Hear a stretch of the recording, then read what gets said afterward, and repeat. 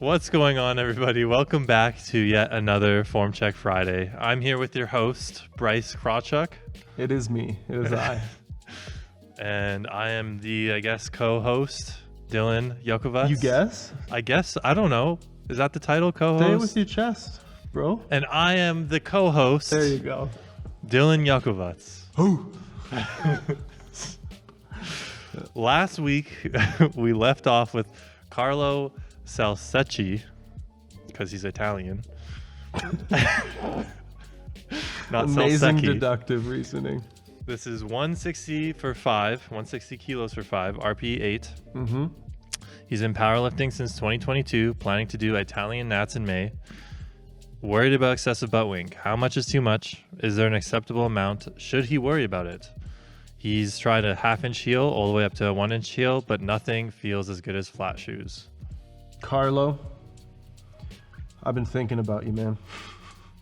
I've been thinking about this squat. I was ready at the end of last form check, but we actually are going to be able to... We got a visitor. Visitor time. Somebody might be picking up an order. All right, so thanks to... Shout-outs to Garvin coming and picking up your stuff, man. I told you you'd make it on Form Check Friday. Back to Carlo. Now, Carlo... I think we left off with me saying I've been thinking about you. So the butt wink, you don't have it. What is going on here with your low back and pelvis? I would not worry about in the slightest. Things look phenomenal. Back position looks great, and then it gets weird out of the bottom. So what you're doing is, instead of maintaining this wonderful brace position and just keeping your trunk super tight and locked in, pushing with your legs and finishing the squat, you do this thing where you're arching your chest up and you're trying to like throw your head back and you're like going into a whole bunch of really unnecessary extension. Just keep your trunk consistently tight and push out of the bottom. Your squat looks great. It looks like you're really well suited for using flats.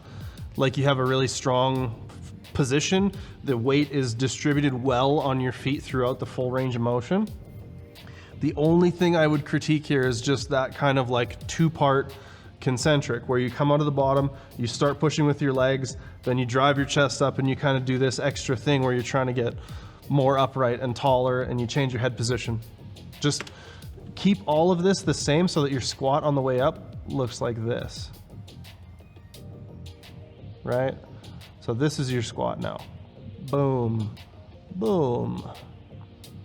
Down and up looking very similar instead of this like driving the chest up thing. Moving on, we have Ozan, Denise, August. I'm sorry, man. I'm sorry. This is 100 kilos for 5 reps, RP 8.5 to 9. This is his 6th set of bench. First set was a failed 130 kilo PR. Doesn't believe he can press properly. All right, so we're just kind of not really setting the shoulders, right? It looks like you kind of set them here, but right before you unrack, there's this big shrug, right? You really shrug your shoulders up. See this movement here? Whoop, shoulders come up. Now, part of that's going to be because of this rack. Like these racks are not great. You can see the difference between pin heights is going to be like 6 inches. It's a substantial amount. So you have to kind of shrug up to get it out of the rack. That's fine.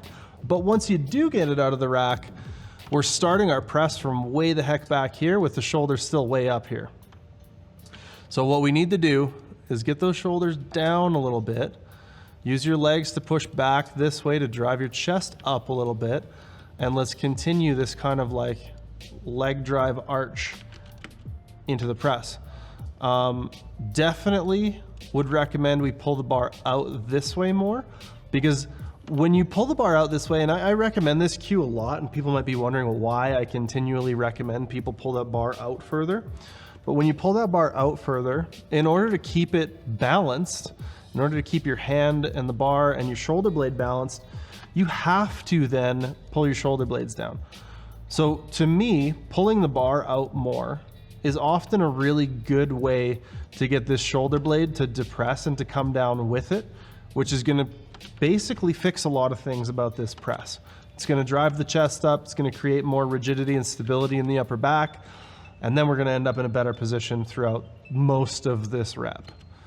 Now, when we start the rep, we actually end up in a decent position here. Again, I think we could be more depressed in the shoulder blades, but in terms of like this sort of angle and your touch point, I think we end up in a pretty good position in the bottom, but we also completely relax, right? Watch this, watch the top of his delt right here. Right as we get there. See it shrug up, right? Again, that's kind of the opposite of what we want to do. So you're really loosening the shoulder and allowing even more elevation of the shoulder blades, right? You're allowing the shoulders to shrug even more, which is going to lose you even more back position and tightness. So then when you go to press, you have to then, let's see if we can get this like kind of frame by frame. So we come down, we relax, the shoulder shrugs up, we go to press, and you can see you need to kind of drive your shoulder down in order to get your elbow back under the bar to press.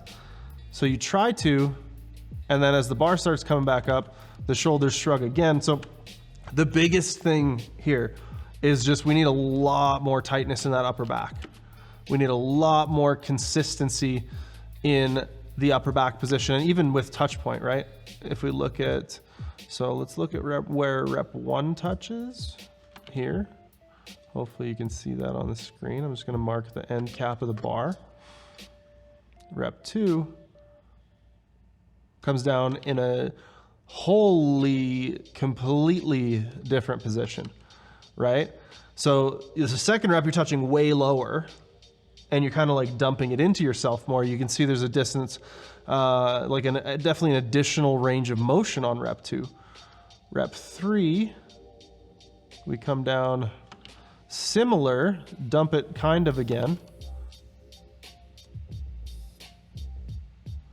Rep 4 is way the hell out there.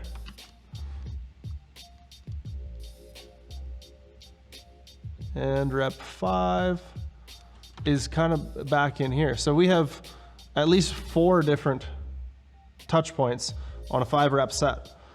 Now, one of the reasons we're going to be seeing that is, you know, again, just shoulder position and tightness, trying to maintain more consistency rep to rep, right? Think more about, okay, where is that bar touching my chest? Can I make it consistent every time? How is my back positioned? Can I make it consistent every time? And also, I would recommend you play around with a lighter touch, because it looks like the way that you're benching here is with a pretty heavy touch, right? You're letting the bar sink into you, which is resulting in you relaxing a lot. And also, I think is very much part and parcel with why we're seeing very, very different touch points. So a lot of work on consistency, a lot of work on back tightness. But I think that looking at this, like you've got some base level strength, you've got some coordination. I think this is very fixable, and I think with incorporating a couple of those things and a little bit of practice, I think your bench is going to skyrocket from that.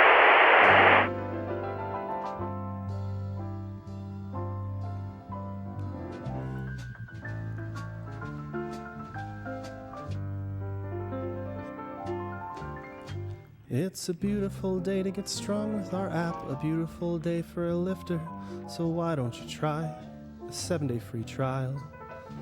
We do form checks each week over in the Discord. That's personal feedback from coaches.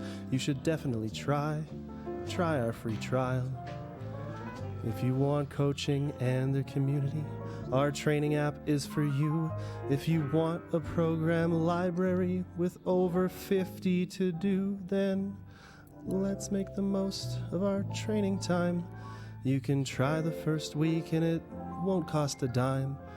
Why don't you try our free trial? Won't you try our app out? Won't you please? Won't you please? Please won't you try our app out? How do you submit for Form Check Friday? Let me tell you. You go to the description below this video. There's going to be a link there. You follow the link and use the form to send us a video. It's pretty simple. Just make sure you give us some context and make sure you don't send us a warm-up. We do randomly pick them every week. So it's not like we don't. It's not first come, first serve, and not everybody will get checked. Yeah. So if you aren't checked this week or next week or whenever, it's just because we're using a random number generator and or Dylan can't pronounce your last name, so he deletes it. Or because he's scared of embarrassing himself. Like in last episode, you didn't give us context, you gave us a warm-up, or your technique is great. Yeah. So sometimes if you don't hear back from us, it's because you're doing wonderful. Okay? You're doing great out there. So just keep it up. With that said, we're going to move on to Richard Baskerville. This is 425 for 5, RPE 10 deadlift. Frozen Soul shirt. Training on and off for 5 years, wants to compete eventually. Feels like his form breaks down once he gets to the top part of the lift and ends up hitching. Off the ground, he feels strong. All right. Well, we need to work on this wedge, my friend. So right now, the way that you're wedging, like this is a pretty good position for your lower body, but just watch what happens as you kind of pull into the bar, right? You wedge yourself in there, the knees come in a little bit, and from that position, you're basically just reefing on it, just pulling back really hard. So I don't think we're using a whole lot of hinge. So what I'm getting at here is that I think our hinge is what needs practice here. You have a very strong back and you're doing a lot of this work with your back, right? The legs and the hips are the last thing to lock out. We're doing most of this work by just pulling back on the bar really hard. So what I want you to try to do is when you get into this position here, right? You pull yourself in, try not to do this, right? Try to keep this static, stable, and tight, and do this, push down through your feet. Be patient and tight through the lats in the back, but push down through the feet, right? We want your quads, we want your hamstrings, we want your glutes. And if you're having trouble finding those, play around with your positioning a little bit, practice with some lighter weights, get some extra warm-up reps in so that you can work on how you're wedging in and how you're finding that tension. But if you're not feeling quads, hamstrings, glutes before you're breaking that bar off the floor, then they're not really contributing that much. So the other thing that happens here is we get to about this point, and because we're not getting a whole lot out of the legs, what you do is you wedge your knees forward under the bar to try to, get yourself into a more upright position. And again, that's really just biasing away from the hips and hamstrings. So we need to learn to use your posterior chain on the deadlift here, because what's happening is, we're ending up really far out of position. Now, another thing I'm seeing here is that this belt is hella tight, my dude. And I think I would have you loosen your belt up a little bit. I think the belt tightness is really inhibiting you from getting into a good position, from feeling your brace at all. And a lot of the times, again, I talked about in last episode, there was a lifter who, had their hands really, really tight to their upper back in the squat, and how that created this kind of like false or passive tightness. Having your belt really, really tight on the deadlift does the same thing, right? It's not allowing you to fill out into it. It's not allowing you to, propriocept or percept or, understand where your body is in space in order to create these positions intentionally. So the super tight belt, I would also say is holding you back. So hopefully there's enough in there to go off of. But I'm a fan of your being a fan of Frozen Soul. I'm more of a fan of Warm Soul, but just different music choices. Very different music choices. Yeah. Warm Soul is your music is David scary. Guetta cover band. Next submission is Chris William. This is a 405 for 5 RPE 9 squat. What do you got for me, Chris? Traditionally, he squats high bar. Hasn't ever received critical feedback and would like to know if anything jumps out. Says his knees go inward slightly at higher weights and maybe his brace could use some work. Okay.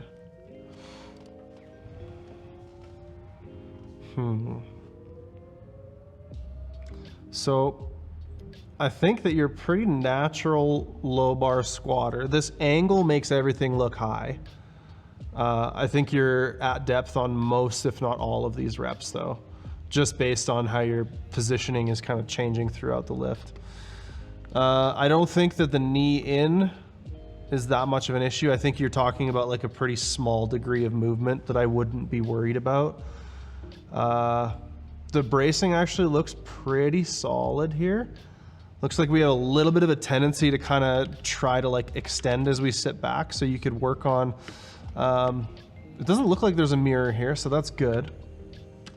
If there is a mirror there, like even way over there somewhere that you're looking at, you know, put these hooks on this side and look out this way so you're not looking into a mirror. Because another thing I'm seeing here is your head position, and that's something that I might play with a little bit. It looks like, you know, our neck is kind of craned compared to our back position, and what I would have you do is just kind of straighten out the neck so that you're looking a little more, you know, here-ish at whatever this blue thing is maybe.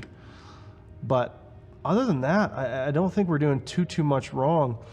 I think we might be getting into that habit of kind of just doing some different stuff with the shoulders and the elbows. Now, a lot of the times when people first get into doing low bar squats, one of the things, again, they're able to find like this kind of, I keep wanting to call it like false tightness or whatever, but people will drive their elbows forward to create upper back tightness.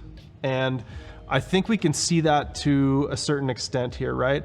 On the way up, it's like you're trying to wedge your elbows forward to flatten your shoulder blades onto your back. And that works to a point, but it also doesn't really incorporate the shoulders as well into the rest of the brace as, you know, I think some other cues and ways of doing it.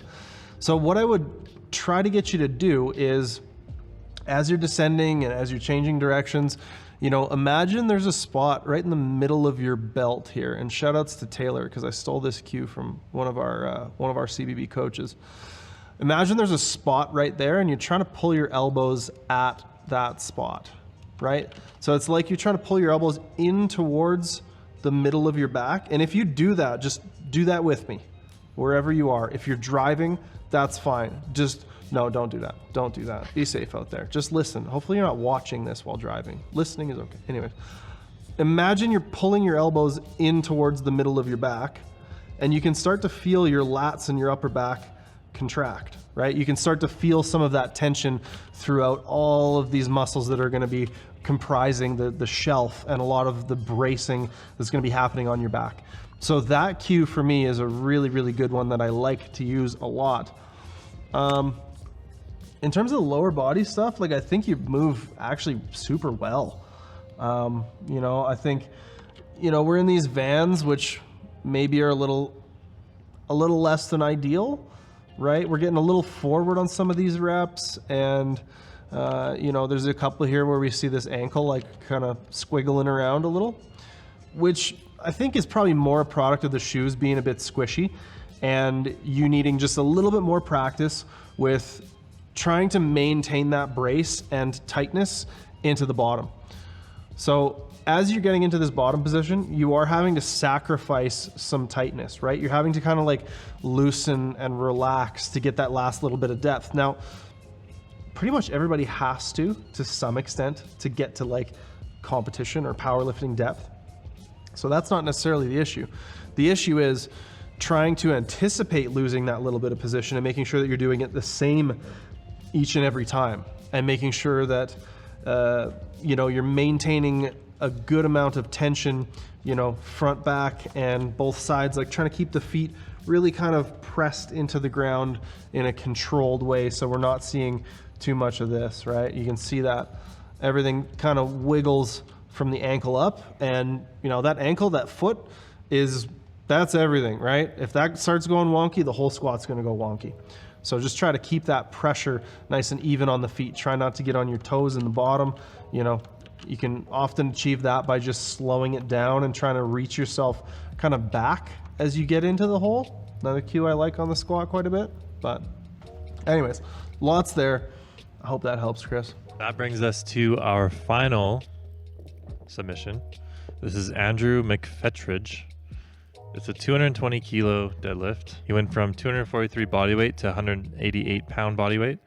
Doesn't have a coach, so form can be dodgy. This was 10 days out from a comp. Low back feels tight / sore after deadlifting. Okay. Well, you ain't getting nothing from me on this one. This is our last submission of the day. Boom. Gotcha. What I want everybody to do, go down into the comments below and give Andrew your best piece of advice. Based on what you're seeing here, you know, what do you think Andrew should take into consideration? Why do you think his back might be, you know, giving him some trouble when he deadlifts? How can he, you know, adapt or change his technique to try to work on this? If you like this kind of content and you like our form checks, make sure you stop by the live stream every Friday, same day this comes out, to get your full dose of form checking and vibing and hanging out. That's it. Like, subscribe, and we'll see y'all in the next one. Bye.